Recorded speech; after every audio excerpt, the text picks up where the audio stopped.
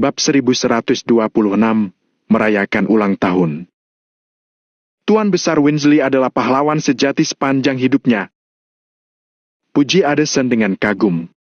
Valentino mengangguk perlahan. Tuan Besar Wijaya juga begitu saat itu, dia membuat kontribusi yang luar biasa untuk negara Nagon dengan berperang di sana-sini. Valentino juga menghormati orang-orang ini dari lubuk hatinya. Halo, Tuan Besar Weasley. Semoga Tuan Besar Weasley panjang umur, memiliki berkah yang tiada hentinya. Seorang pria paruh baya berusia 50 tahun berkata kepada Tuan Besar Weasley. Semoga Tuan Besar Weasley panjang umur, memiliki berkah yang tiada hentinya. Dalam sekejap, terdengar ucapan selamat ulang tahun dari semua orang di tempat. Tuan Besar Weasley tersenyum tulus sambil berkata, Terima kasih sudah meluangkan waktu dari jadwal sibuk kalian untuk menghadiri jamuan ulang tahunku. Tidak perlu mengatakan kata-kata sungkan lagi. Makan dan minumlah dengan puas hari ini. Kalau butuh bantuan, kalian bisa memberitahu keluarga kami. Orang-orang yang hadir hari ini semuanya adalah teman dari keluarga Weasley. Kalau dapat membantu, keluarga Weasley akan mencoba yang terbaik untuk membantu. Pernyataan ini mendapat tepuk tangan meriah dari hadirin. Selain itu, semua orang tahu kalau kata-kata Tuan Besar Weasley bukan kata-kata sungkan, tetapi kebenaran. Keluarga Weasley jarang bersaing dengan orang lain untuk mendapatkan apapun. Ketika ada teman yang datang untuk meminta bantuan, mereka jarang menolak jika dapat membantu. Dua kata yang dapat menggambarkan karakter Tuan Besar Weasley adalah terbuka dan cerdas. Dia sangat terus terang. Dengan bantuan semua orang, Tuan Besar Weasley duduk di kursi Grand Master, lalu melihat ke seluruh ruangan sambil tersenyum. Selama jeda ini, masih banyak tamu yang datang ke perayaan ulang tahun Tuan Besar Weasley. Tentu saja, Juandi dan yang lainnya yang menjamu orang-orang ini. Tuan Besar Weasley sudah tidak lagi mengurusi urusan dunia luar. Sekarang masalah keluarga Weasley pada dasarnya diserahkan kepada generasi muda. Melihat bahwa sudah hampir waktunya bagi orang-orang untuk datang, Juandi tidak berencana untuk menunggu lebih lama lagi. Dia segera naik ke panggung dan mulai berbicara. Aku tahu kalau kalian semua sangat sibuk, jadi aku tidak akan bertele-tele. Tahun ini, kami mengadakan perjamuan di rumah untuk menjamu para tamu. Tolong dimaklumi, kata Juandi sambil tersenyum. Banyak orang di bawah panggung melambaikan tangan mereka berkali-kali. Tidak berlebihan untuk mengatakan kalau bisa makan di kediaman keluarga Weasley lebih bernilai daripada hotel bintang 5 atau 6. Hal ini merupakan suatu kehormatan, siapa yang berani tidak menyukainya? Segera, beberapa pelayan keluarga Weasley mulai mengatur meja dan bangku di halaman. Bagaimanapun juga, kediaman keluarga Weasley hanyalah sebuah rumah 4 sisi, bukan villa. Jadi tidak ada ruang tamu yang dapat menampung banyak orang pada saat yang bersamaan. Namun, bahkan jika mereka makan di halaman terbuka, orang-orang terkemuka di kota makmur ini juga merasa sangat senang. Jika bisa makan dengan sumpit keluarga Weasley, mereka bisa menyombongkannya kelak. Saat para pelayan mengatur meja dan kursi, para tamu juga lekas mengerti. Mereka segera membawa hadiah yang disiapkan dengan hati-hati dan mulai memberikan ucapan selamat ulang tahun kepada Tuan Besar Weasley. Momen ini adalah kesempatan untuk menampilkan diri dan menjalin hubungan dengan keluarga Weasley, jadi tidak ada yang berani bersikap tidak sopan. Grup Amazon memberikan ornamen batu akik merah kepada Tuan Besar Weasley. Semoga Tuan Besar panjang umur dan sehat. Semoga keluarga Weasley sejahtera. Segera, semua orang mulai maju satu persatu untuk memberikan hadiah ulang tahun. Oke. Tuan Besar Winsley mengangguk sambil tersenyum, kemudian memberi isyarat kepada orang di samping untuk memberikan satu amplop merah. Amplop merah ini adalah semacam umpan balik, semua orang tahu aturannya, jadi tidak ada yang menolak. Saat satu persatu tamu naik ke panggung untuk memberikan hadiah selamat ulang tahun, Valentino bahkan melihat beberapa wajah yang akrab di antara mereka.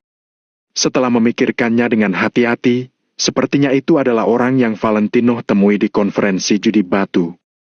Namun, ini juga tidak terlalu mengejutkan Valentino. Mereka yang dapat menghadiri perjamuan ulang tahun Tuan Besar Winsley secara alami memenuhi syarat untuk menghadiri konferensi judi batu. Addison, penyelidikanmu benar-benar bagus. Valentino melihat hadiah ulang tahun yang diletakkan di atas meja dan tanpa sadar menggelengkan kepalanya sambil tertawa kecil. Di meja persegi tempat hadiah ditempatkan, kebanyakan dari hadiah adalah jenis batu giok, semuanya terlihat berkualitas tinggi. Dari 10 orang, 7 atau 8 orang pasti memberikan batu giok. Sepertinya fakta kalau Tuan Besar Winsley suka bermain dengan batu giok sudah bukan rahasia lagi. Jadi, orang-orang ini secara alami membeli apa yang Tuan Besar sukai, membawa beberapa batu giok berkualitas tinggi sebagai hadiah ulang tahun. Namun, Valentino melihat ekspresi Tuan Besar Winsley, malah mendapati bahwa pria itu terus tersenyum tipis sepanjang waktu, tidak terlalu peduli. Kalau dipikir-pikir, Tuan Besar Winsley tentu saja sudah mengoleksi barang-barang yang bisa didapat orang-orang ini, jadi dia tidak akan merasa terlalu kagum. Ya, orang-orang ini juga sangat menarik. Mereka terus memberikan batu, tapi sebenarnya, batu yang bisa disukai oleh Tuan Besar Winsley hanya 2 atau 3 saja. Addison juga sangat frustasi. Untungnya, mereka mendapatkan batu naga terbaik di konferensi judi batu, jika tidak, potongan batu giok yang disiapkan Addison bahkan tidak lebih baik dari sampah. Saat ini, Jackson melirik Jocelyn, lalu berbisik di telinga Valentino. Tuan Lano, dari apa yang kamu katakan tadi, kamu mau bertemu keluarga Arden melalui Tuan Besar Winsley? Benar, keluarga Winsley memiliki hubungan persahabatan dengan keluarga Arden. Aku tidak bisa menghubungi keluarga Arden sekarang, jadi aku hanya bisa melakukan yang bisa aku lakukan. Valentino mengangguk. Jackson memikirkannya sebentar, tapi dia juga sedikit tidak berdaya. Hal itu karena grup global pada dasarnya tidak berpartisipasi dalam pertempuran kekuatan utama di Kota Makmur. Si Jordan ini berani sekali menentang perintahku dan sembarangan memihak, benar-benar cari mati. Sebagai grup luar negeri, kita harus berperilaku dengan baik di negara Nagon. Bisa-bisanya dia berpartisipasi dalam perselisihan antara kekuatan besar ini. Bukankah ini namanya mencari masalah? Semakin memikirkannya, Jackson merasa semakin marah. Bahkan jika Jordan tidak menyinggung Valentino, Jackson juga akan mencabut posisi Jordan. Tuan Jackson benar-benar bijaksana. Valentino mengangguk kecil. Pengusaha mengejar keuntungan, semuanya harus didasarkan pada kepentingan, tidak boleh sembarangan berpartisipasi dalam perselisihan antara kekuatan besar ini.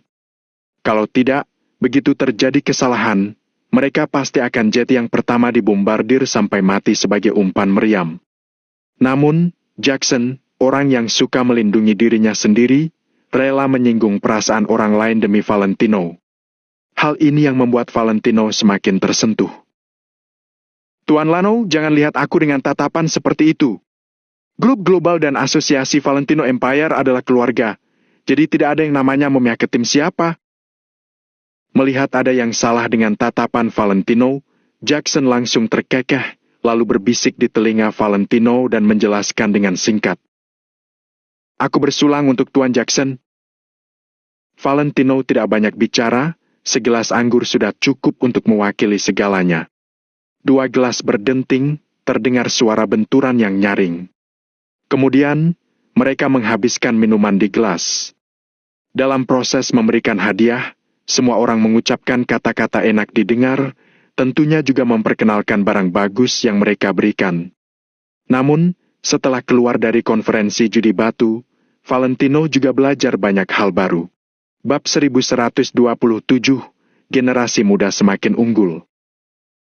Jangankan Tuan Besar Winsley yang selalu bermain giok sepanjang tahun, bahkan Valentino saja merasa ada banyak sekali barang-barang yang tidak menarik minatnya.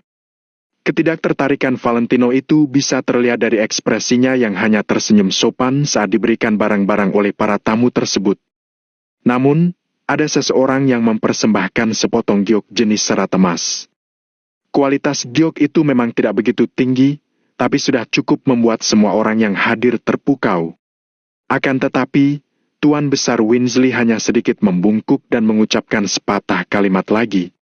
Gerakan Tuan Besar Winsley ini membuat pria parubaya yang mempersembahkan giok jenis serat emas itu tersanjung. Setelah dia selesai memberikan hadiah dan turun, langkahnya tampak sedikit goyah. Hahaha, semuanya hanya barang murahan. Cibir Kristo dengan nada bicara yang sangat menghina. Saat ini, mereka memegang giok jenis es dengan kualitas terbaik yang tentu saja tidak bisa dibandingkan dengan barang-barang yang diberikan orang lain. Selain itu, mereka yakin sekali kalau giok jenis es ini akan menjadi pusat perhatian semua orang hari ini dan membuat suasana hati Tuan Besar Winsley menjadi baik. Jika sudah seperti itu, tentu saja keluarga Duni dan keluarga Limindo bisa mengejar ketertinggalan mereka dari keluarga Winsley, bahkan juga menjalin koneksi dengan keluarga Ardin. Kristo secara refleks melirik ke arah Valentino dan tiba-tiba mematung untuk sesaat, lalu berkata, Tuan Muda Rujin, menurutmu, giok batu naga milik Lano itu? Tidak mungkin. Memangnya dia rela memberikan barang sebagus itu kepada Tuan Besar Winsley? Mustahil. Sahut Rujin dengan sedikit cemberut. Benar, masuk akal juga. Sahut Kristo sambil mengangguk. Dalam waktu singkat, sebagian besar orang sudah memberikan hadiah mereka. Begitu melihat bahwa saatnya sudah tiba, Rujin juga segera bangkit berdiri. Dia merasa bahwa hadiahnya akan menjadi hadiah puncak karena berubah menjadi sesuatu yang mengejutkan semua orang yang ada di situ. Kedua tangan Rujin diletakkan di depan tubuhnya, diselimuti dengan sehelai kain merah. Dia berjalan perlahan-lahan menuju Tuan Besar Winsley. Tuan Besar Winsley, aku adalah Rujin dari keluarga Duni. Aku berharap Tuan Besar Winsley selalu panjang umur, diberikan berkat yang melimpah dan sehat senantiasa. Aku mempersembahkan sepotong giok jenis es berkualitas tinggi untuk kakek Winsley dan aku harap kakek Winsley menyukainya. Sebelah tangan Rujin menarik kain merah yang menutupi tangannya yang lain itu dan giok jenis es langsung terpampang di hadapan kakek Winsley. Perhatian semua orang sontak tertuju pada giok jenis es berkualitas tinggi yang terlihat secantik kristal es. Suasana di seluruh tempat itu pun langsung menjadi hening. Entah itu para pria maupun wanita, tua maupun muda, mereka semua memandang giok jenis es itu. Bahkan Tuan Besar Winsley juga terpaku dan menatap lekat-lekat giok di tangan Rujin. Tatapan mata Tuan Besar Winsley yang semula terlihat kabur sontak menjadi berbinar dan penuh dengan energi. Saat ini, dia tidak lagi terlihat seperti orang yang sudah tua. Berdasarkan kemampuan Tuan Besar Winsley menilai akibat bermain giok selama bertahun-tahun, dia bisa langsung mengatakan dengan yakin bahwa giok ini sudah pasti merupakan giok jenis es terbaik. Detik berikutnya, Tuan Besar Winsley segera bangkit berdiri dan berkata, Cepat naik dan berikan gioknya kepadaku. Banyak orang terkejut untuk sesaat saat melihat ekspresi Tuan Besar Winsley yang tidak sabaran. Saat puluhan orang yang ada di depan memberikan hadiah mereka, Tuan Besar Winsley hanya duduk tegak di kursinya seperti gunung dan sekadar menunjukkan seulas senyum tipis. Sementara itu, giok jenis es yang diberikan oleh Rujin ini malah membuat Tuan Besar Winsley menjadi sangat bersemangat. Hal ini saja sudah cukup untuk menunjukkan betapa Tuan Besar Winsley menghargai giok jenis es ini. Rujin terlihat bangga. Dia berjalan mendekati Tuan Besar Winsley sambil memegang giok jenis es itu. Rujin pun dihujani oleh tatapan iri dari begitu banyak tamu yang ada di sana. Sepertinya setelah hari ini, hubungan antara keluarga Duni dan keluarga Winsley pasti akan menjadi lebih erat. Rujin pun memberikan giok jenis es itu kepada Tuan Besar Winsley. Tuan Besar Winsley buru-buru mengambilnya dan memainkannya dengan hati-hati untuk diperhatikan secara saksama. Sorot kasih sayang dalam tatapan matanya itu seolah-olah dia sedang melihat putra dan cucunya sendiri. Siapapun yang melihatnya langsung tahu bahwa Tuan Besar Weasley sangat menyukai giok ini. Ini giok jenis es. Giok jenis es berkualitas tinggi. Penampilan ini, sensasi saat digenggam ini, tidak salah lagi. Memang benar. Tuan Besar Weasley tampak sangat bersemangat. Semakin dipandang, Tuan Besar Weasley semakin menyukainya. Rujin mengambil kesempatan untuk mendekati Tuan Besar Weasley dan berkata, "Syukurlah kalau kakek Weasley menyukainya. Itu berarti niat baikku tidak sia-sia. Bagus, bagus, kamu memang hebat, Rujin. Aku sangat menyukainya." Tuan Besar Weasley melambaikan tangannya dan tertawa dengan senang. Juandi juga merasa sangat senang, tetapi dia tidak menyangka Rujin akan begitu murah hati terhadap Tuan Besar Weasley. Bagi Tuan Besar Weasley, saat ini dia tidak peduli dengan uang dan status. Satu-satunya hal yang dia sukai adalah mengumpulkan giok-giok yang indah. Ribuan batang emas mudah didapat, tapi giok yang indah sulit sekali untuk ditemukan. Giok kualitas tinggi bahkan harganya lebih mahal lagi. Oleh sebab itu, Tuan Besar Weasley merasa senang sekali mendapatkan giok jenis es secantik ini dari Rujin. Rujin benar-benar tulus. Sepertinya untuk kedepannya, aku harus lebih banyak menjalin koneksi dengan keluarga Duni, pikir Juan di dalam hati. Tuan Besar Weasley duduk kembali dengan perlahan dan meletakkan giok jenis es di atas meja di sebelahnya. Dia sama sekali tidak rela membiarkan giok jenis es itu luput dari pandangannya barang sedikit pun. Setelah selesai memberikan hadiah ulang tahun, Rujin pun berjalan turun dari panggung dengan ekspresi bangga. Dia mendengus dengan dingin saat melewati sisi Valentino dan pandangan matanya tampak sangat menghina. "Hahaha, dasar naif." Addison juga balas mencibir dengan ekspresi yang terlihat sedikit cemberut tidak sabaran. Tidak lama setelah itu, beberapa tamu mulai berdatangan lagi sambil memberikan hadiah ulang tahun dan ucapan selamat.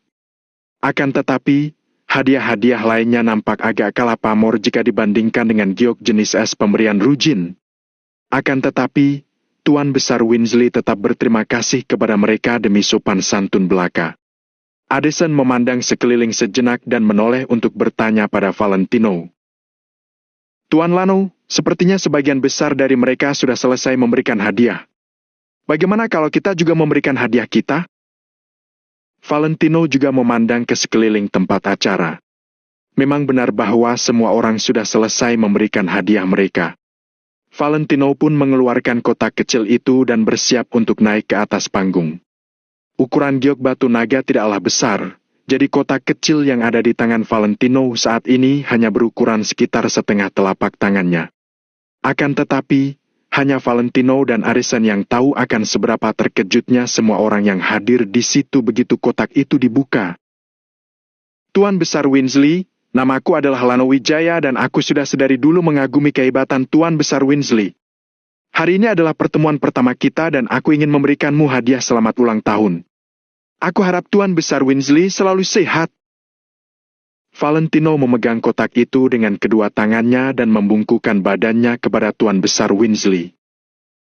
"Bagus, bagus, generasi muda semakin unggul." Tuan Besar Weasley tidak mengenal Valentino, tetapi dia tetap mengagumi sikap Valentino yang tenang dan tidak tergesa-gesa. Namun, Tuan Besar Weasley tidak terlalu peduli dengan ucapan selamat yang diucapkan oleh Valentino. Seluruh fokusnya sekarang tertuju pada giok jenis es yang ada di sisinya. Hanya ada satu pikiran dalam benaknya, yaitu bahwa pesta ulang tahunnya akan segera berakhir sehingga dia bisa kembali ke kamarnya dan memainkan giok jenis es ini dengan cermat. "Lano, hadiah apa yang kamu berikan kepada Tuan Besar Weasley?" Cibir Kristo. Rujin dan yang lainnya juga menatap Valentino dengan tatapan mengejek. Valentino belum tentu bisa memberikan hadiah yang berharga. Sekalipun dia bisa memberikan sesuatu yang tidak ternilai, tetap saja sulit sekali baginya untuk bisa dipandang oleh Tuan Besar Weasley.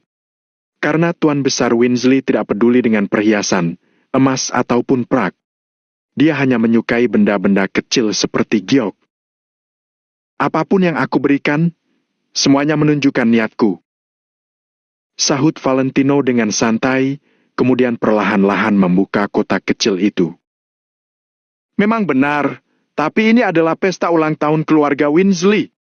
Jangan sampai kamu membawa beberapa bakso daging hewan yang bahkan tidak pantas diletakkan di atas meja dan pada akhirnya malah merusak citra pesta ulang tahun ini. Cibir Rujin lagi. Meskipun tamu-tamu lainnya tidak berbicara, mereka semua diam-diam mengangguk. Tuan Besar Winsley, aku mempersembahkan sebuah giok hijau, giok batu naga. Kuharap Tuan Besar Winsley menyukainya. Kristo dan Rujin sontak tercengang begitu mendengar ucapan Valentino. Bab 1128, barang yang tidak jelas asal-usulnya. Dia benar-benar bersedia memberikan giok batu naga? Seru Kristo dengan tidak percaya. Ekspresi Rujin juga menjadi sangat muram. Dia benar-benar tidak menyangka Valentino akan bertindak sangat pamer dengan memberikan giok itu. Jika itu dia mungkin tidak mau memberikan giok batu naga itu. Bagaimanapun juga, giok jenis es bukanlah giok yang langka meski memang jarang ditemui.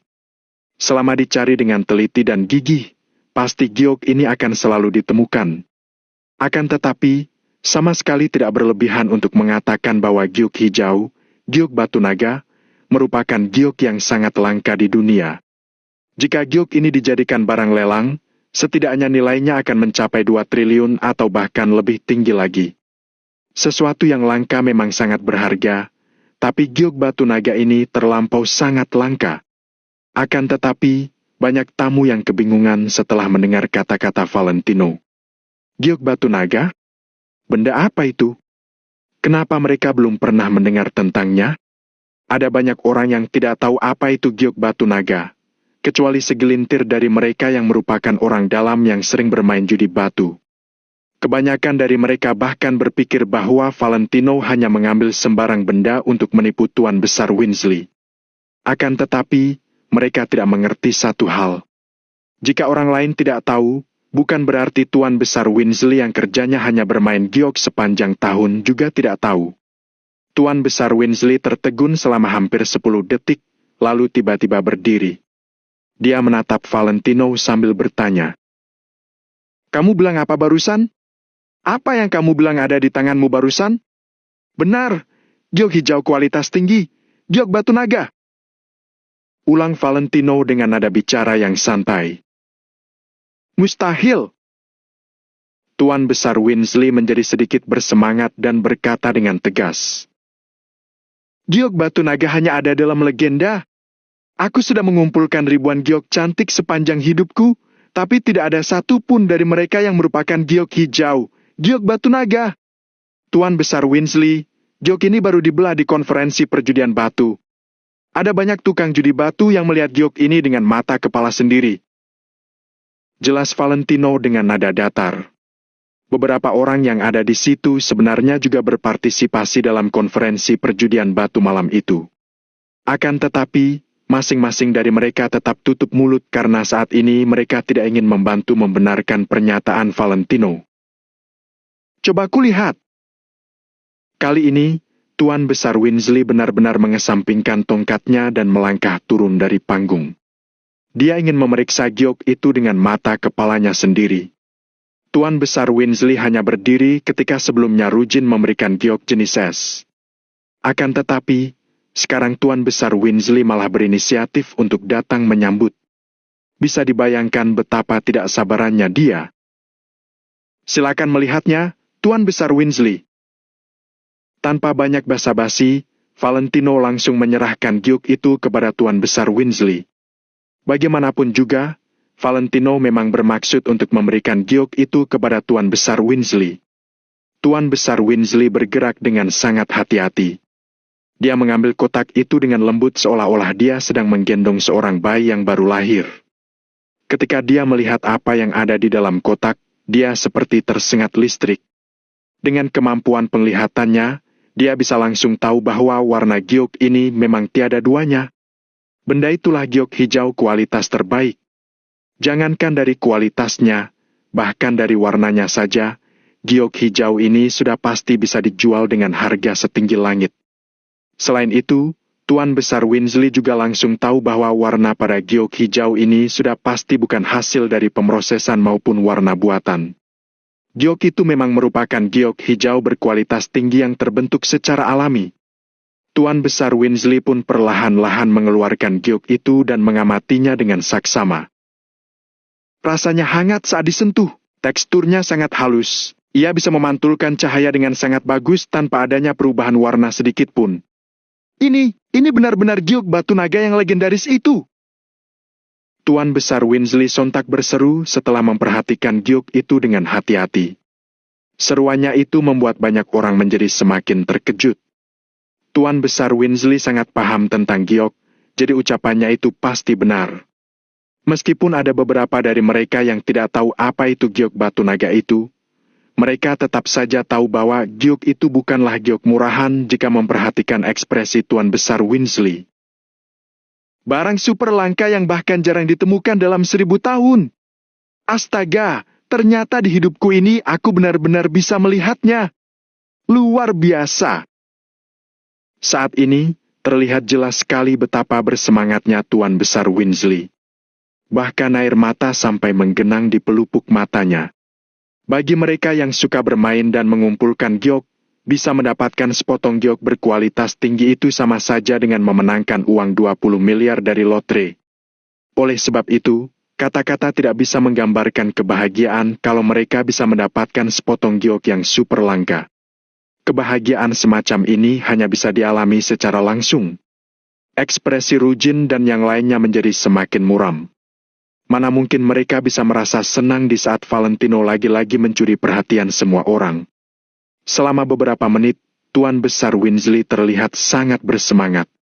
Akan tetapi, dia perlahan-lahan menahan dirinya lagi dan mencoba menekan kegembiraan yang ada di dalam hatinya.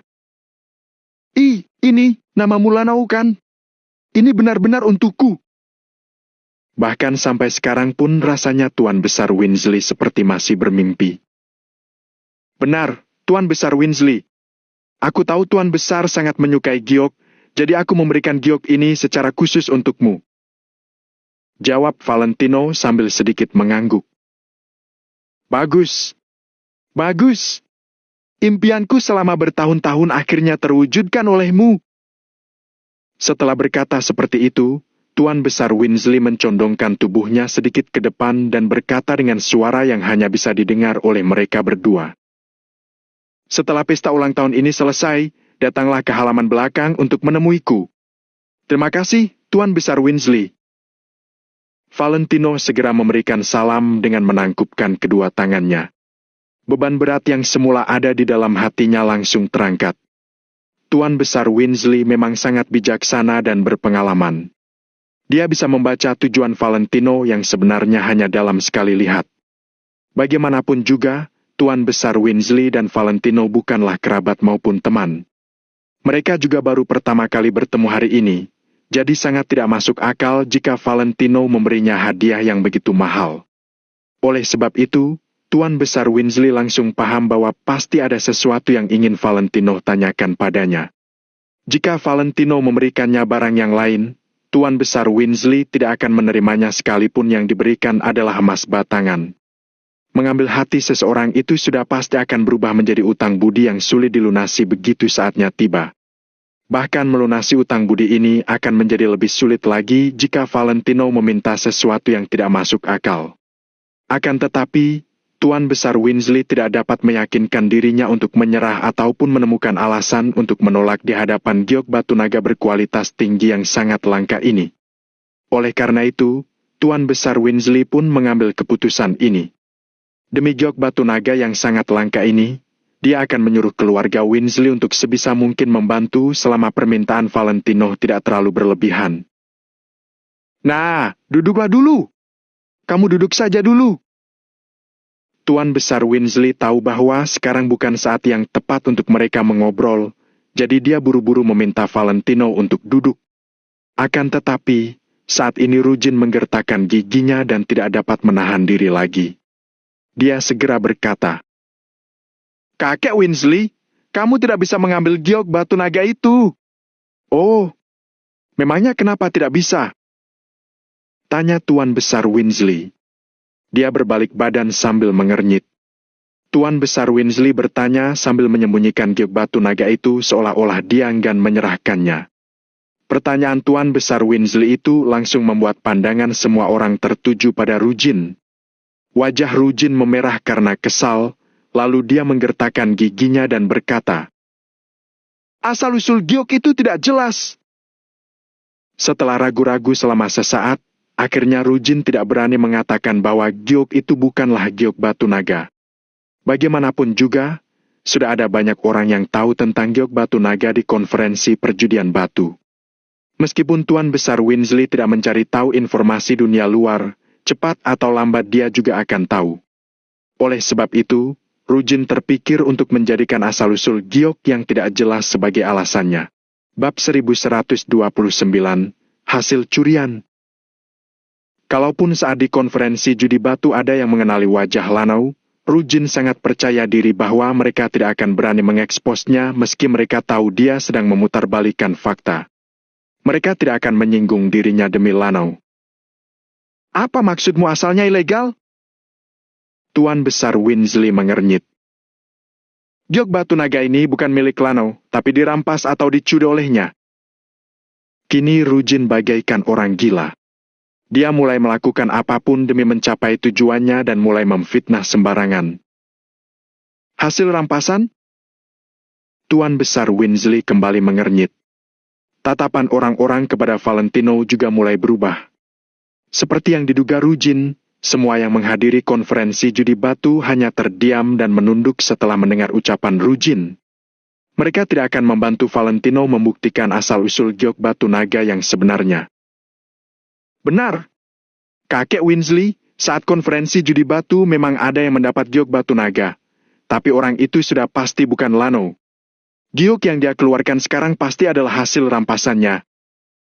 Rujin semakin merasa ucapannya sangat masuk akal dan mulai terang-terangan membohongi Tuan Besar Winsley. Valentino tidak mengatakan apapun dan hanya menatap Rujin dengan tatapan penuh makna. Bisa-bisanya Rujin mengatakan kebohongan yang penuh kelemahan ini.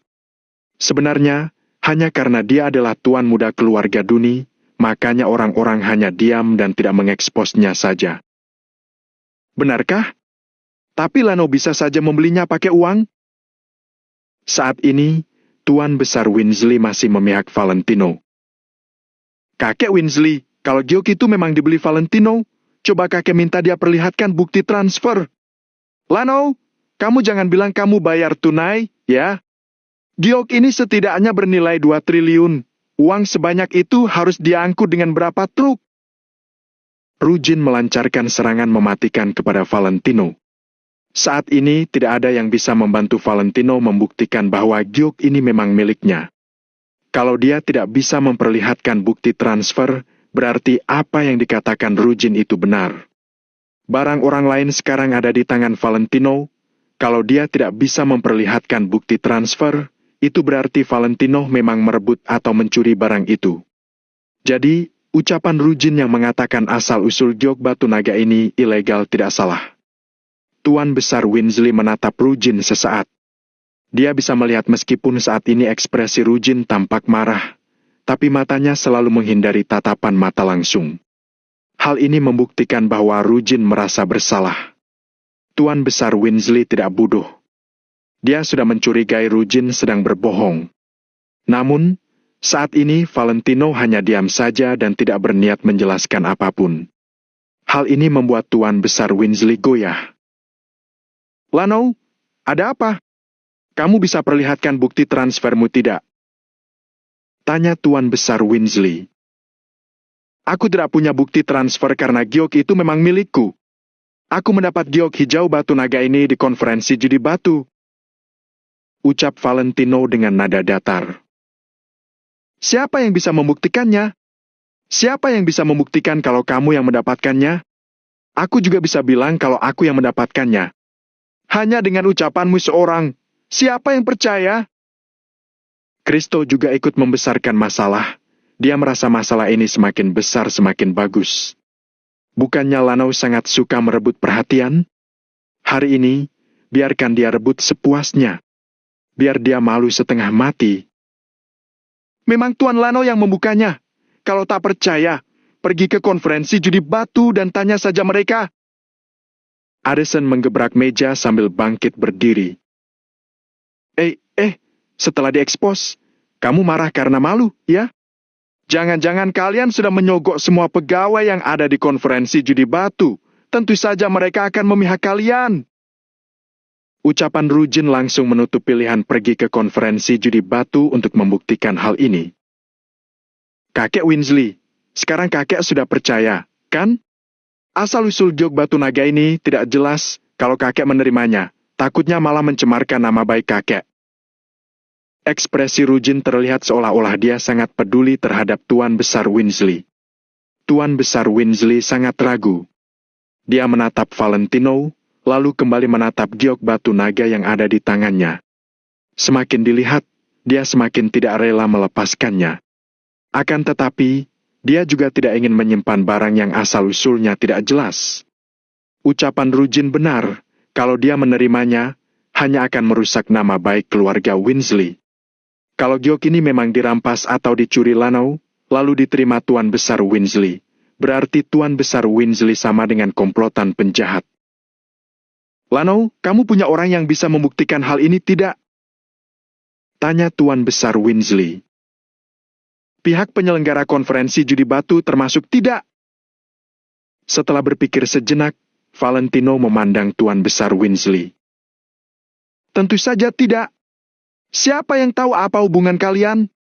Mungkin saja mereka akan memihakmu. Kristo mendengus dingin. Sekarang dia masih ingat bahwa Valentino adalah anggota asosiasi barang antik. Masih ada orang lain tidak? Tuan Besar Winsley agak panik. Sekarang, dia sangat berharap Valentino bisa memanggil saksi yang bisa membantunya. Hanya dengan begitu, dia baru bisa menerima giok ini. Kalau tidak, dia akan sangat tidak rela melepasnya. Valentino berpikir sejenak. Orang-orang di konferensi judi batu pasti memiliki hubungan yang sangat dekat dengan Rujin. Bagaimanapun juga, dia sendiri hanya seorang pemuda biasa. Tidak ada gunanya meskipun dia kenal dengan Addison dan Jackson. Baik keluarga Limindo maupun keluarga Duni, orang-orang di konferensi judi batu itu tidak sanggup menyinggung kedua keluarga itu. Jadi, orang-orang dari konferensi judi batu tidak akan memihak Valentino. Wanita berbaju hitam dan pria tua itu tidak peduli dengan Kristo dan yang lainnya, mungkin saja mereka bisa membantu Valentino. Akan tetapi, Valentino sama sekali tidak mempunyai nomor telepon mereka, jadi dia hanya bisa menggeleng pasrah. Hei! Ketahuan, kan? Sudah tidak bisa berpura-pura, kan? Kristo mendengus, raut wajahnya tampak sangat sinis. Rujin maju selangkah, lalu berkata, Lano ini sangat licik. Kakek tidak boleh menerima barang yang dia berikan. Benar. Giok ini tidak boleh diterima. Itu hasil curian, bukan dia yang membukanya. Giok batu naga ini dibuka oleh seorang wanita berbaju hitam. Aku melihatnya dengan mata kepalaku sendiri. Kristo juga ikut berbohong. Apakah wanita berbaju hitam yang disebut Tuan Muda Kristo adalah aku? Tiba-tiba, terdengar suara wanita yang sangat jernih dari luar pintu. Tak lama kemudian, ada 8 orang berjalan masuk. Seorang wanita berbaju hitam berjalan di barisan terdepan. Di belakangnya ada seorang pria tua, lalu di belakangnya lagi ada beberapa pengawal. Postur tubuh wanita berbaju hitam itu sangat langsing dan tinggi, terlihat sangat sempurna dan sama sekali tidak ada lemak yang berlebihan. Pakaian hitam yang melekat sempurna di tubuhnya semakin menonjolkan postur tubuhnya yang indah. Hal yang membuat orang terpaku padanya adalah wajahnya yang putih bersih serta halus itu. Dia bagaikan seorang wanita cantik yang berjalan keluar dari lukisan, tampak sangat sempurna dan memesona. Akan tetapi, baik sudut bibir ataupun sorot matanya memperlihatkan aura yang angkuh. Keangkuhan ini tidak dipaksakan, melainkan memang bawaan lahir, membuat orang merasa dia memang pantas memiliki keangkuhan ini, bagaikan seekor angsa yang sangat anggun. Bab 1130 Amelia Arden dari keluarga Arden. Valentino langsung mengenalinya. Wanita berbaju hitam itu adalah wanita yang ditemuinya saat judi batu. Sementara bawahan keluarga Winsley yang bertugas menjaga pintu, kini sudah mau menangis. Sebelumnya Jackson sudah menerobos masuk, kini ada beberapa orang yang tak dikenal lagi-lagi menerobos masuk. Mereka berdua sama sekali tidak bisa menghentikannya. Karena mereka berdua tidak tahu siapa wanita berbaju hitam itu, makanya mereka juga agak ragu. "Kak, kalian kenapa bisa datang?" Raut wajah Kristo seperti baru melihat hantu. Hari ini, wanita berbaju hitam itu tidak memakai masker. Kristo merasa wanita itu sangat familiar, seolah-olah dia pernah melihat wanita itu di suatu tempat. Juandi melangkah ke depan, lalu bertanya dengan ragu. "Kamu, Amelia?" Paman Juandi masih mengingatku. "Ya." Amelia sangat senang. Wanita berbaju hitam itu tersenyum tipis, kemudian lanjut menyapa Tuan Besar Winsley. Semua gerak-geriknya memancarkan aura seorang putri keluarga ternama. Sikapnya sangat tenang. Meski ada begitu banyak orang yang memperhatikannya, dia sama sekali tidak gugup. Hingga saat ini, semua orang terpikir sebuah nama. Amelia Arden. Bocah genius, Amelia Arden. Salah satu dari 3 keluarga besar di kota makmur, putri keluarga Arden, Amelia Arden. Nama Amelia sudah terkenal di penjuru kota makmur sejak belasan tahun yang lalu. Sejak kecil, Amelia dijuluki sebagai bocah genius di kota makmur. Apapun itu, dia hanya cukup mempelajarinya sekali untuk menguasainya. Bahkan para lelaki anggota keluarga Arden pun tidak ada yang bisa menandingi Amelia. Sejak kecil, dia selalu lompat kelas. Teman seumurannya baru duduk di kelas 3, sedangkan Amelia sudah lulus SD. Semua tugas sekolahnya juga diselesaikan dengan sempurna oleh Amelia. Ketika dia berusia 11 tahun, dia sudah duduk di bangku SMA, lalu langsung naik ke kelas SMA 3, melewati kelas SMA kedua. Setelah itu, Amelia baru genap berusia 12 tahun dan sudah diterima oleh Universitas Harvey di negara Amari. Dia pun pergi ke sana untuk menimba ilmu. Bisa dibilang Amelia adalah seorang legenda di antara kumpulan konglomerat generasi kedua di kota makmur. Keluarga Arden yang merupakan salah satu dari 3 keluarga besar di kota makmur, orang lain bahkan tidak berani membayangkan identitas sehebat ini. Jadi, dia memang pantas bersikap angkuh. "Amelia, ayo kemari, duduk di sampingku." Tuan Besar Winsley tersenyum lebar sambil memanggil Amelia. Bagaimanapun, dia adalah perwakilan keluarga Arden. Keluarga Arden bisa mengutus orang kemari sudah sangat memberi keluarga Winsley muka. Amelia melangkah perlahan, dia sangat menikmati pandangan heran yang diberikan orang sekitar. Tiba-tiba, saat dia melihat Valentino, Amelia melirik Jesslyn dulu lalu tanpa sadar mengernyit. Dia juga tidak tahu kenapa saat melihat Jesslyn duduk berdekatan dengan Valentino, dia merasa sangat kesal. Wanita yang kuat sangat posesif. Amelia adalah wanita yang sangat. "Amelia Arden, Amelia, namanya sungguh menarik." Valentino tersenyum tipis sambil mengusap dagunya. "Menarik apanya? Kurasa namanya sangat enak didengar." Jesslyn agak heran. Jackson terdiam sejenak, lalu berbisik. "Maksud Tuan Lanau membuat keributan?" Aku tidak mengatakan apapun." Jawab Valentino sambil terbatuk, lalu melirik Amelia. "Iya, sesuai dengan namanya, sepertinya akan menimbulkan keributan besar." "Amelia, kakek tidak menyangka kamu akan datang kemari." Tuan Besar Winsley sangat senang. "Semalam aku baru pulang dari negara Amari. Kudengar kakek Winsley ulang tahun, jadi aku ingin datang memberi selamat." Jelas Amelia. "Baiklah." Tuan Besar Winsley mengusap batu naga sambil tersenyum. "Jok milik kakek yang ini bagus, ya." Amelia tersenyum tipis, lalu meminta pria tua itu meletakkan giok berserat emas ke atas meja hadiah. Ada giok batu naga milik Valentino di sana, giok berserat emas milik Amelia menjadi sangat biasa. Bagus, sih. Tapi Rujin bilang asal-usul giok ini tidak jelas, jadi sekarang aku sangat bimbang. Amelia, dari dulu kamu sangat pintar, coba bantu kakek. Senyuman Tuan Besar Weasley sangat ramah. Asal-usulnya tidak jelas. Aku melihat dengan mata kepala sendiri kalau Lano mendapat giok batu naga di tempat pemotongan batu. Kenapa tidak jelas? Siapa yang bilang? Apa dia berani mengatakannya di depanku? Amelia mencebik, kemudian berbalik ke belakang dan berkata ke semua orang yang ada di sana. Tidak perlu berpikir, dia tahu siapa yang mengatakannya, tapi dia malas mengekspos Kristo dan Rujin. Kamu yang melihatnya sendiri? Kalau batu ini memang milik Lano? Tanya Juandi sembari terkesiap. Tentu saja, Amelia tidak berbohong. Jawab Amelia dengan tenang, nada bicaranya terdengar sangat keras kepala. Wajah Kristo dan Rujin seketika pucat pasi, jidat mereka bahkan sudah basah karena keringat.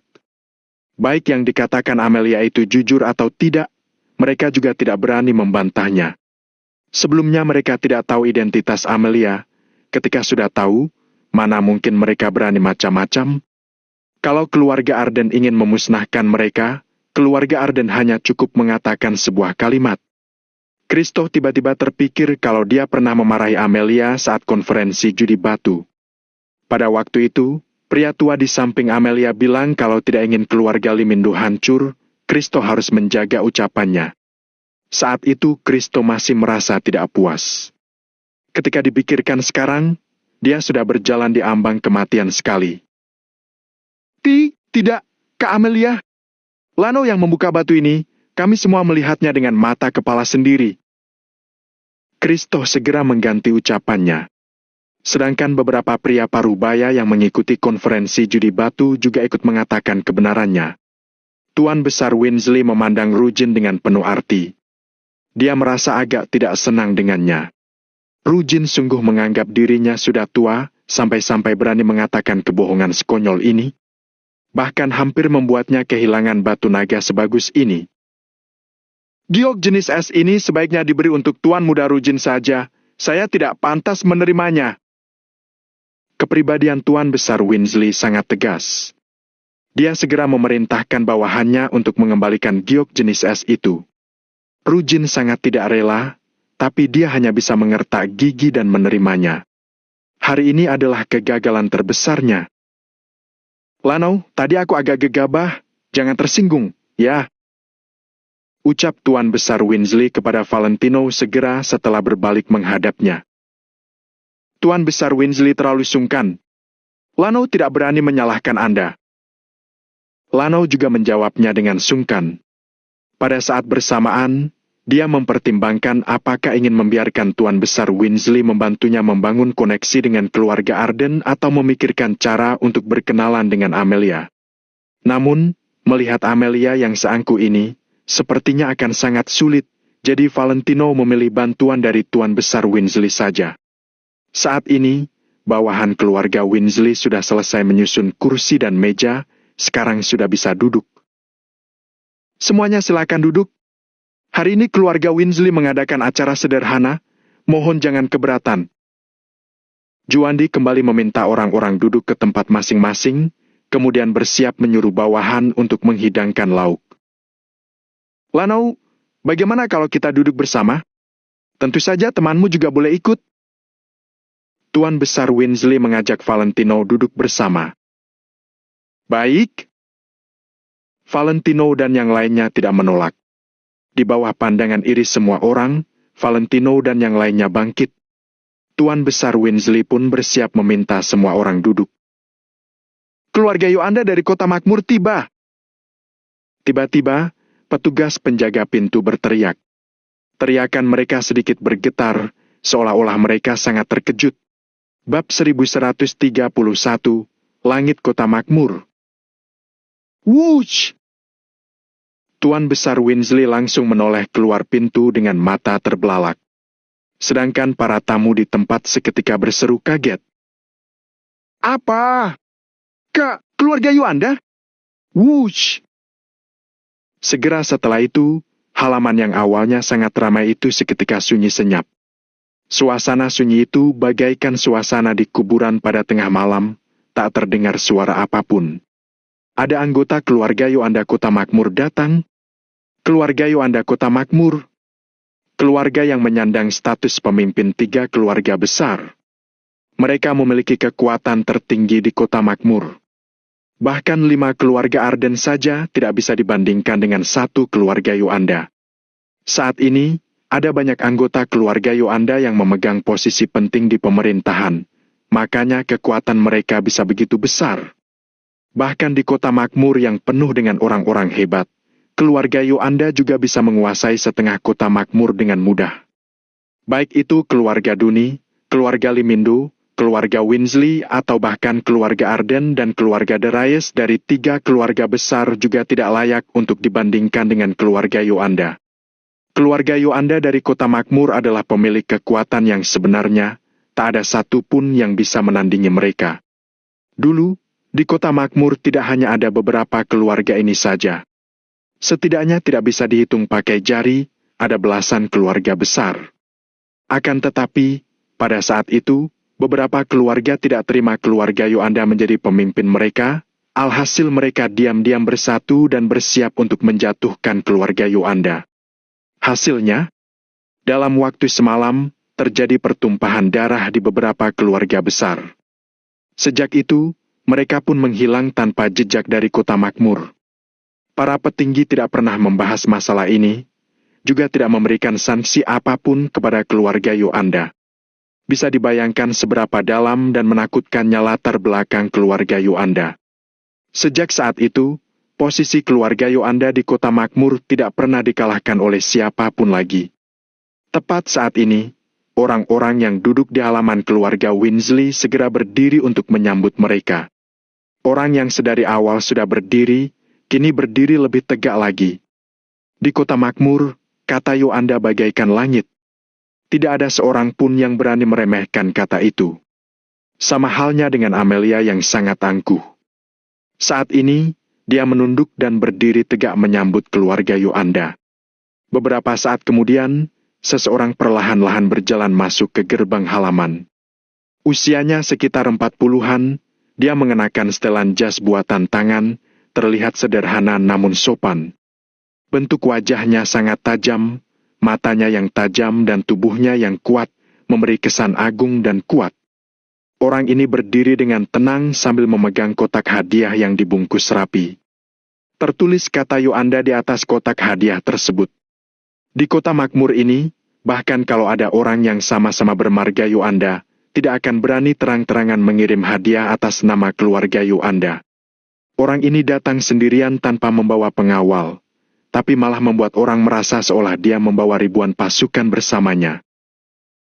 Lamerto Suwarno, atas perintah kepala keluarga Yoanda, telah datang untuk mengucapkan selamat kepada Tuan Besar Winsley.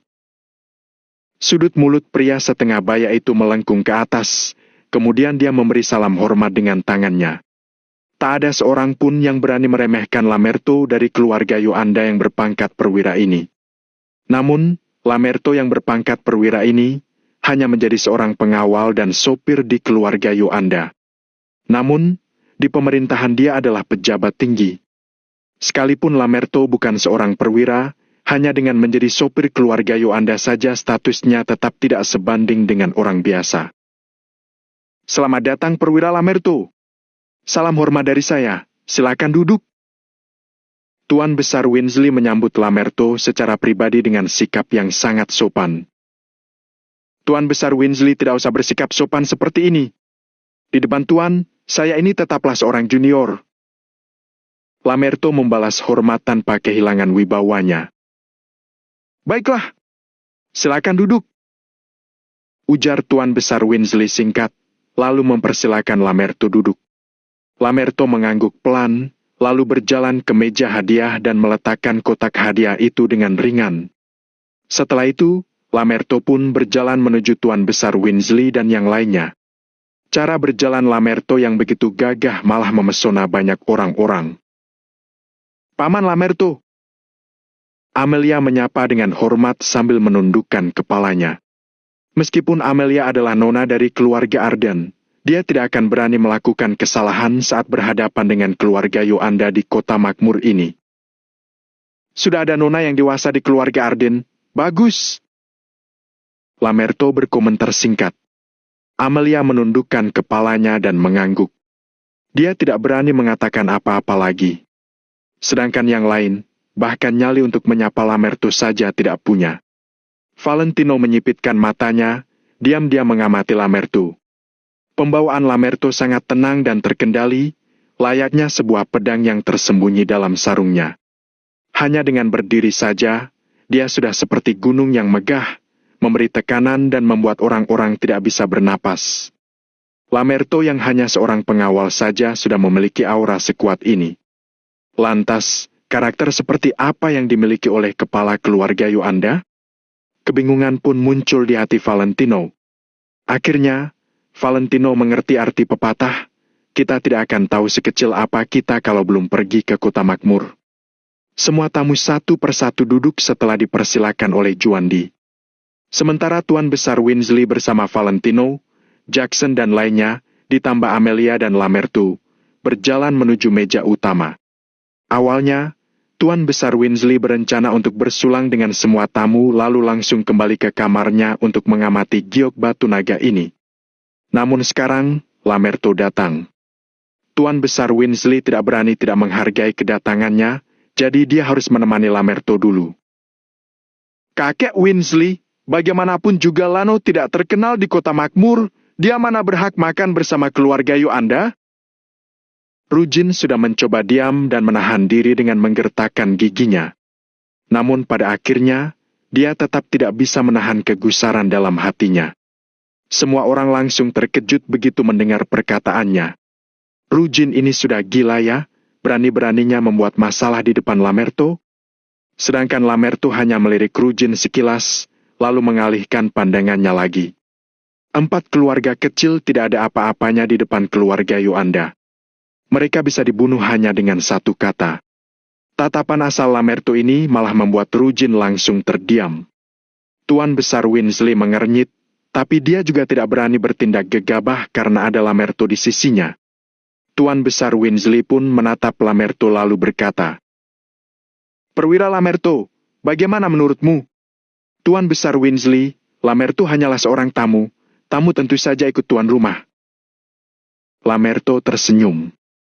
Dalam sekejap, tingkat wawasannya langsung terlihat jelas.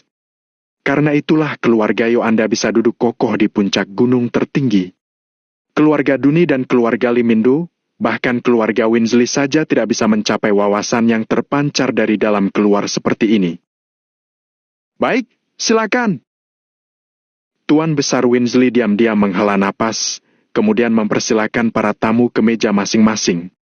Rujin menundukkan kepalanya. Dia tidak berani buat masalah lagi. Kalau sampai dia menyinggung Lamerto dan Lamerto mengadu pada kepala keluarga Yolanda, keluarga Duni akan berakhir mengenaskan. Di kota makmur, keluarga Yolanda adalah langit. Keluarga Yolanda sama sekali tidak perlu turun tangan jika ingin berurusan dengan sebuah keluarga. Mereka hanya perlu mengatakan sepatah kata saja, maka keluarga itu akan langsung dikucilkan. Tidak ada seorang pun yang berani berhubungan dengan keluarga itu lagi.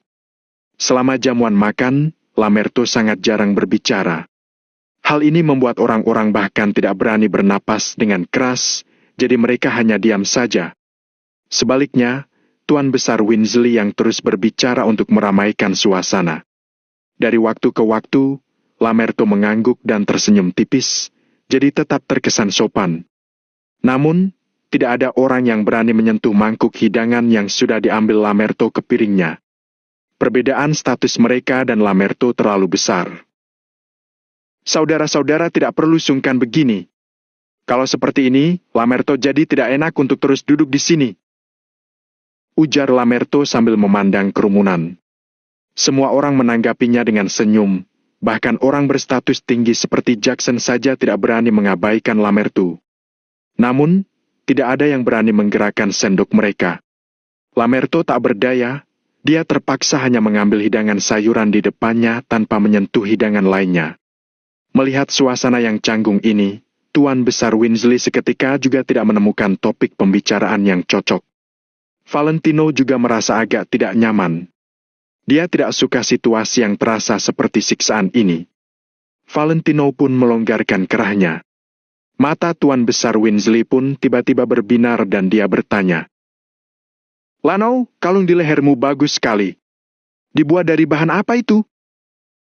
Valentino tahu, Tuan Besar Winsley sengaja mencari topik pembicaraan. Valentino pun segera tersenyum tipis. "Aku juga tidak tahu, ini pemberian kakekku." "Oh, begitu? Hanya satu kalung itu saja?" Tuan Besar Winsley terus menanggapi kata-kata Valentino. Valentino ragu sejenak. Kemudian, dia meletakkan sumpitnya dan berkata dengan lembut, "Ada liontin giok juga." Pikiran Valentino sedikit tergerak saat bicara sampai sini. Tuan Besar Winsley sangat terpelajar dan berpengetahuan luas. Dia juga kaya akan pengalaman hidup. Mungkin dia bisa mengenali liontin giok ini dan menjawab pertanyaannya. Akan tetapi, waktunya tidak terlalu pas untuk mengeluarkannya karena suasananya terlalu ramai dan ada banyak pasang mata yang melihat. "Liontin giok? Liontin giok seperti apa?" Hati Tuan Besar Winsley malah tergerak ketika mendengar kata-kata Valentino. Asal tahu saja, ada beberapa batu giok kuno yang tak tertandingi oleh batu giok manapun di dunia. "Apakah saudara Lano boleh menunjukkannya kepadaku?" tanya Tuan Besar Winsley sambil tersenyum. Lano terdiam sejenak, tapi pada akhirnya tetap menarik kalung di lehernya secara perlahan. Tatapan orang-orang di meja pun kemudian tertuju pada Valentino. Bahkan Lamerto pun ikut melirik Valentino. Tuan Besar Winsley bersikap baik pada pemuda bernama Lano ini. Jadi, Lano sepertinya tidak sesederhana yang terlihat. Lamerto dengan sikapnya yang selalu tenang berpikir begitu sambil menyesap tehnya. Pada saat ini, cahaya biru melintas di leher Valentino. Liontin biru pun tiba-tiba muncul di area penglihatan Lamerto. "PVFT!" Lamerto yang selalu mempertahankan sikap elegannya langsung terkejut sampai menyemburkan seteguk teh yang sedang dia minum. Tuan Besar Winsley dan yang lainnya langsung mengabaikan liontin Valentino. Mereka segera menoleh ke arah Lamerto. "Perwira Lamerto, Anda kenapa?" teriak Juandi agak kaget. Dia, kamu. Mata Lamerto membelalak, lalu dia menunjuk Valentino dengan tangan gemetar. Kemudian, tubuh Lamerto terus gemetar dan akhirnya jatuh terduduk di tanah dengan bunyi bruk. Pemandangan ini langsung mengejutkan para tamu. Lamerto yang selalu tenang kenapa bisa bersikap aneh seperti ini? Tidak hanya menyemburkan teh, dia bisa-bisanya sampai terjatuh dari kursi. Bab 1132, sangat gelisah. Saat melihat Lamerto terjatuh, Tuan Besar Winsley dan yang lain langsung buru-buru membantu Lamerto. Mereka tidak punya waktu untuk memperhatikan Valentino. Valentino juga sedikit bingung, dia kembali memasukkan kalung itu ke dalam pakaiannya. Barusan Valentino tidak melihat Lamerto, makanya dia tidak tahu kenapa reaksi Lamerto bisa sebesar ini. Kericuan di sini menarik perhatian semua orang. Juandi secara pribadi membantu Lamerto berdiri. Pikiran Juandi dipenuhi keraguan. Dia tahu kalau saat ini Lamerto bekerja di sisi kepala keluarga Yuanda. Jadi, demi menghindari kesalahpahaman yang sering terjadi akibat mabuk, selama beberapa tahun ini dirinya sudah tidak meminum alkohol lagi. Karena itu pula, tadi Juandi juga tidak mengajak Lamerto minum alkohol. Namun, tidak minum alkohol saja bisa membuat Lamerto tiba-tiba jatuh dari kursi. Kejadian ini sangat tidak masuk akal. Aku. Lamerto selalu tenang, tapi kali ini dia terbata-bata, bahkan tidak bisa berbicara. Hingga saat dia duduk kembali di kursi dan menghela napas dalam-dalam, dia baru perlahan-lahan menekan rasa was-wasnya. "Perwira Lamerto, sudah baik kan?" tanya Tuan Besar Winsley. Lamerto menatap Valentino dalam-dalam terlebih dahulu, lalu mengalihkan pandangannya lagi. Tak peduli seberapa takut, demi harga diri tetap tidak boleh menunjukkannya. Maaf membuat lelucon di depan Tuan Besar Weasley. Kemarin, Lamerto terlalu banyak berolahraga, jadi ototnya agak sakit. Lamerto barusan tersedak air, jadi sedikit goyah. Jelas Lamerto sambil mengambil tisu lalu menyeka meja. Oh, ternyata begitu. Tuan Besar Weasley yang memahami alasannya pun segera menyuruh pelayannya untuk membersihkan meja. Amelia melirik Lamerto. Sudah ada suatu pemikiran dalam hatinya, tapi dia hanya menundukkan kepala tanpa berbicara sepatah kata pun. Amelia memang sangat arogan, tapi sangat jeli dalam melihat situasi. Makanya, Amelia melihat dengan jelas kalau barusan Lamerto bisa terjatuh saat Valentino menunjukkan liontin giok miliknya. Namun, meskipun Amelia sangat cerdas, dia tetap tidak bisa menebak ada hubungan apa dalam dua hal ini. Karena dia tidak pernah terpikirkan ada hubungan apa antara Valentino dan Lamerto. Lamerto menyesap tehnya. Ekspresi wajahnya kembali normal, tapi hatinya penuh dengan kerisauan. Tuan Besar Weasley ini kenapa? Bukankah dia ingin melihat liontin giok di leher Lano? Sekarang sudah lupa begitu saja? Kita lanjut tonton saja. Saat ini, rasanya Lamerto ingin sekali menarik liontin giok dari leher Valentino. Namun, karena status dirinya, Lamerto tidak diizinkan untuk melakukan ini. Tak peduli seberapa tidak sabar dia menantikan batu giok itu, tetap tidak boleh bertindak gegabah. Keluarga Yoanda di kota makmur begitu ketat dengan reputasi yang bergengsi juga. Setiap kata dan perbuatan, semuanya mewakili citra keluarga Yoanda. Mana mungkin bisa bertindak gegabah seperti asal mengambil barang orang lain. Terlalu tiba-tiba juga kalau langsung berinisiatif mengobrol dengan Valentino. Jadi, Lamerto hanya bisa menggantungkan semua harapannya pada Tuan Besar Weasley. Namun, sejak Lamerto bangkit, Tuan Besar Weasley seolah-olah sudah melupakan perihal liontin giok di leher Valentino. Lamerto sangat gelisah, dia sesekali terus melirik Valentino. Suasana di meja pun kembali hening. Akhirnya, Lamerto tidak tahan lagi. Ulang tahun hari ini, sepertinya Tuan Besar Weasley bisa mengumpulkan beberapa potong batu giok. Ujar Lamerto sambil mempertimbangkannya.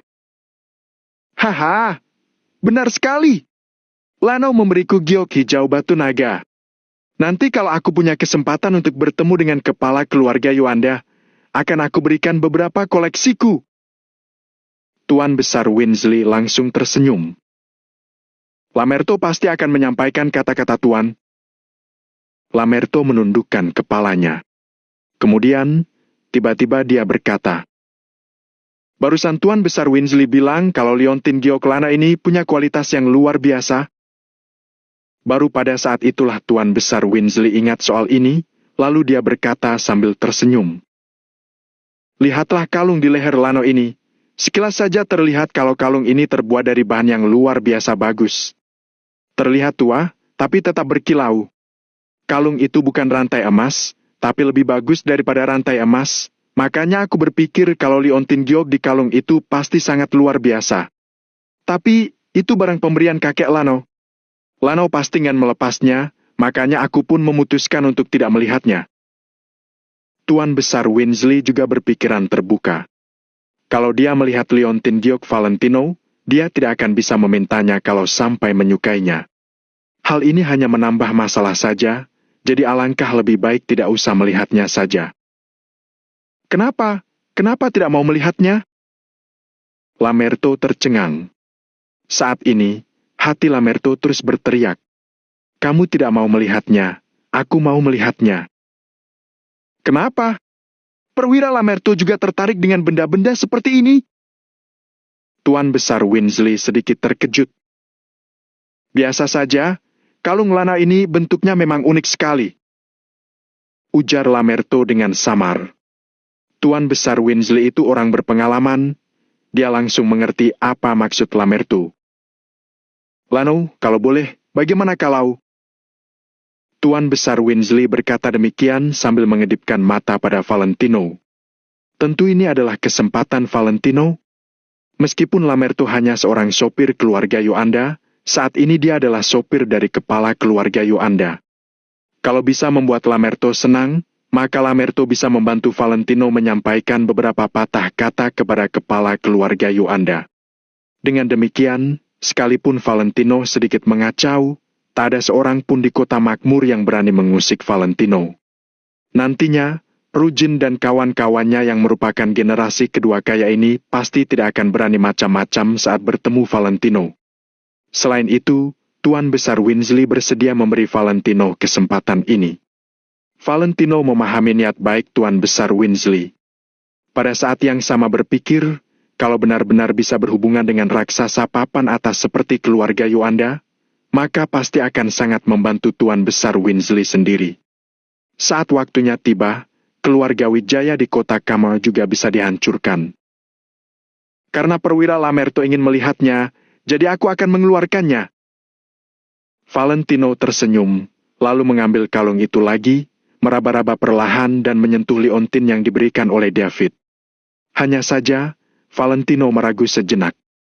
Dia memegang liontin itu dan tetap meninggalkan liontin itu dalam pakaiannya. Bagaimanapun juga, itu adalah barang angel. Ditambah, Valentino bisa merasakan kalau barang ini sangat luar biasa. Siapa tahu liontin ini menyembunyikan beberapa rahasia yang mengejutkan. Semakin demikian, maka semakin tidak bisa asal menunjukkannya pada orang lain. Valentino juga paham pepatah, hal baik milik seseorang malah membuat orang tersebut menjadi korban. Terlalu banyak publikasi, mungkin akan membawa bencana bagi dirinya dan angel. Saat ini, ada begitu banyak pasang mata di halaman, jadi liontin giok ini tidak bisa asal dikeluarkan. Jadi, Valentino pun mengeluarkan batu giok yang ditinggalkan oleh Tuan Besar Wijaya itu. Valentino tahu betul asal-usul liontin ini, jadi dia tidak usah terlalu berhati-hati. Saat ini, Lamerto menahan napas dengan mata membelalak. Telapak tangannya yang memegang cangkir teh tanpa sadar mengepal. Jantung Lamerto berdetak lebih cepat seolah-olah akan melompat ke tenggorokan saja. Lamerto malah tercengang saat melihat Valentino mengeluarkan liontin batu giok itu. Bagaimana bisa menjadi liontin batu giok? Jelas-jelas liontin biru. Kenapa liontinnya berubah wujud? Sekalipun dirinya terpesona barusan, tetap saja tidak mungkin melihat liontin giok menjadi liontin biru, kan? Ini. Lamerto benar-benar tidak mengerti, matanya tertuju pada liontin giok di tangan Valentino. Bab 1133, harus bertemu. Hanya liontin giok saja yang terlihat. Valentino tidak sepenuhnya melepas liontin giok itu, melainkan masih dikenakan di lehernya. Liontin biru itu hanya 1 sentimeter di bawah kerah. Kalau Valentino tarik sedikit saja, liontin biru itu akan terlihat oleh orang lain. Tuan Besar Winsley juga meliriknya, lalu tersenyum. Bahan liontin giok ini biasa saja, tidak ada yang istimewa darinya. Tuan Besar Winsley tahu ini dari bahan apa? Hati Valentino tergerak. Tuan Besar Winsley melihatnya, lalu menyentuhnya lagi dan berkata, giok ini seharusnya paduan titanium, bukan bahan yang begitu unik. Valentino tertegun sejenak, lalu mengangguk pelan. Bahkan kalau liontin giok ini benar-benar tidak berharga, liontin giok ini tetaplah peninggalan Tuan Besar Wijaya untuk dirinya. Bahkan bisa dikatakan peninggalan Tuan Besar Wijaya maknanya sangat penting sekali. Siapa pula yang akan menyangka bahwa masih ada orang yang menggantungkan 2 liontin dalam 1 kalungnya. Makanya, orang-orang pun kehilangan minat saat melihat liontin giok Valentino yang biasa-biasa saja itu. Hanya Lamerto yang saat ini merasa resah. Dia yang duduk di kursi terus melirik ke sana kemari, mana bisa bersikap stabil seperti tadi? Lano, sepertinya ada yang salah, ya? Apa hanya 1 liontin giok ini saja? Saat ini, Lamerto tidak tahu harus bagaimana mengungkapkannya. Nada bicaranya pun agak aneh. Ya, kenapa perwira Lamerto bertanya seperti ini? Ekspresi Valentino masih sama. Ekspresi Lamerto juga tetap tenang. Dalam status dirinya yang seperti ini, dia sudah bisa menyembunyikan emosinya. Tidak, aku hanya penasaran saja. Aku merasa bahwa kalung sebagus ini tidak cocok dipadankan dengan liontin yang biasa saja. Jelas Lamerto tak berdaya. Lantas, apakah dirinya benar-benar salah lihat? Lamerto tidak percaya. Sebelumnya, dia tidak pernah mengalami halusinasi. Bagaimana mungkin dirinya bisa salah lihat? Tidak, bagiku, liontin ini tidak biasa, ujar Valentino dengan nada serius. Lamerto pun mengangguk, sebuah pemikiran pun muncul dalam benaknya. Dia sedang berpikir, apakah dirinya harus meminta Valentino melepas liontin batu giok itu, lalu melihatnya baik-baik. Namun, tiba-tiba dia teringat akan hal lain lagi. Saat teringat akan hal ini, Lamerto menatap Valentino lekat-lekat, tapi pada akhirnya tetap membuang pemikiran ini. Kemudian, Lamerto berbincang lagi dengan Tuan Besar Winsley sebentar, lalu langsung pamit pergi. Lamerto tidak tahu harus bagaimana menangani masalah ini.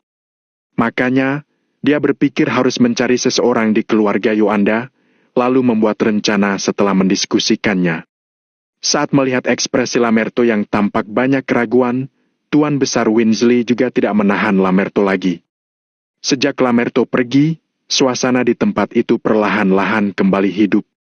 Saat Lamerto masih duduk di sana, tidak hanya yang satu meja dengan Lamerto, bahkan para tamu di halaman ini saja tidak berani menghela napas besar.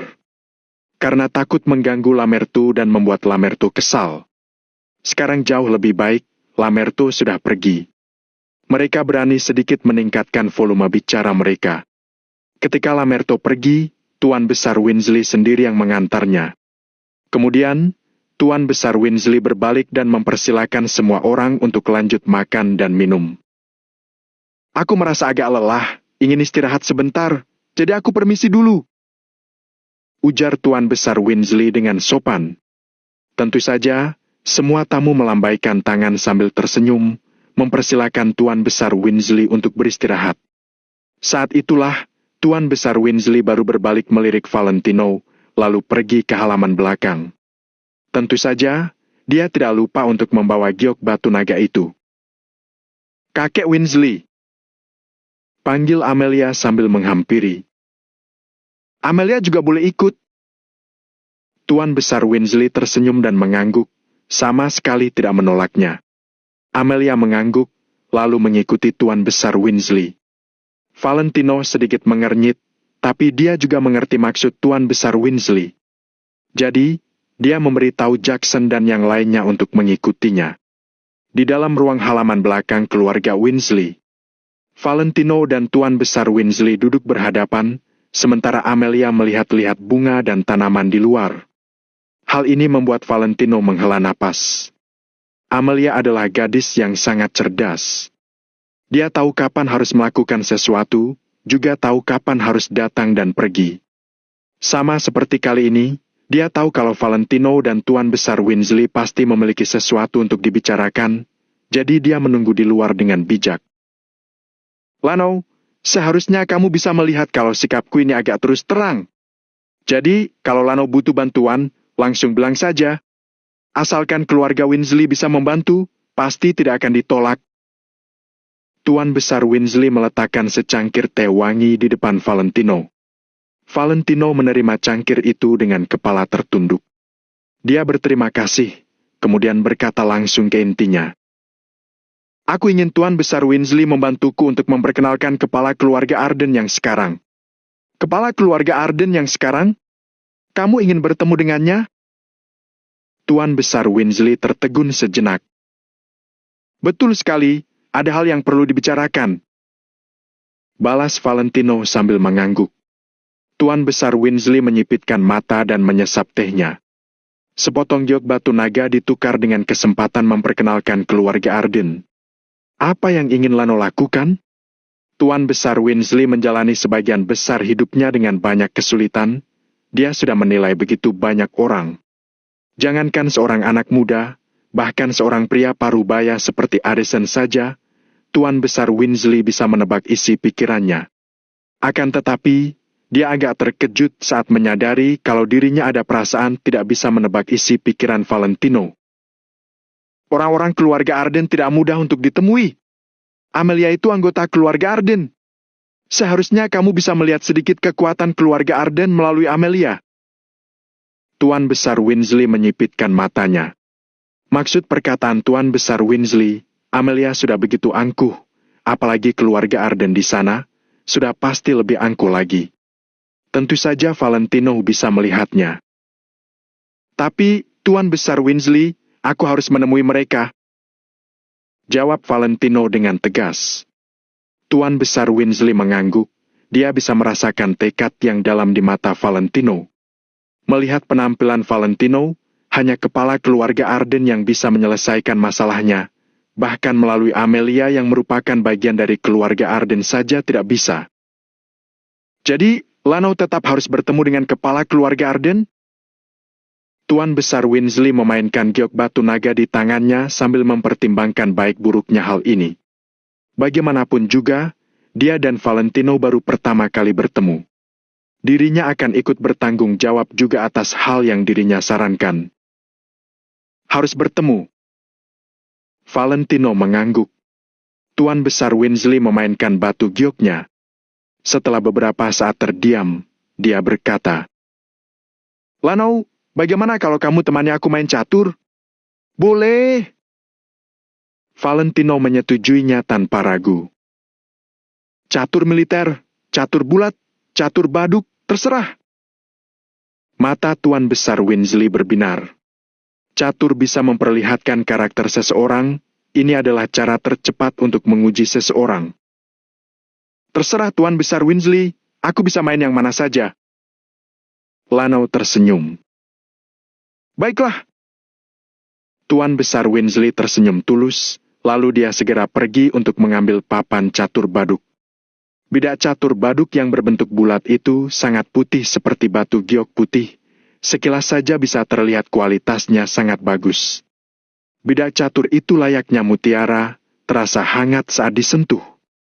Bidak catur hitam seharusnya terbuat dari sejenis batu akik hitam, tapi teksturnya sangat berbeda dengan bidak catur putih. Bagi Valentino, bidak catur putih ini memberikan kesan seperti tipe orang berkepribadian lebih lembut. Sedangkan bidak catur hitam sedingin es yang menusuk tulang, yang menyeratkan perasaan membunuh habis-habisan. Lano, silakan pilih caturnya. Tuan Besar Winsley memperhatikan gerak-gerik Valentino.